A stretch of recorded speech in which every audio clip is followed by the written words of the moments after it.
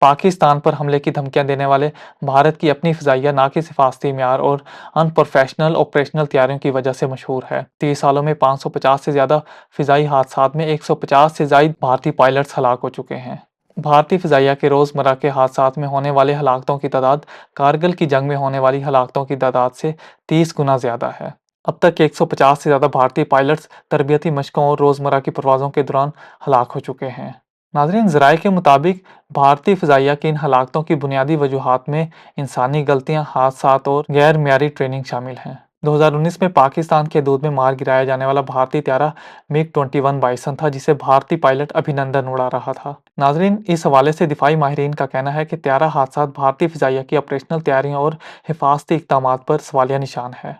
مودی کی ناقص پالیسیز کی وجہ سے بھارت کا دفاعی نظام کھوکھلا ہو چکا ہے۔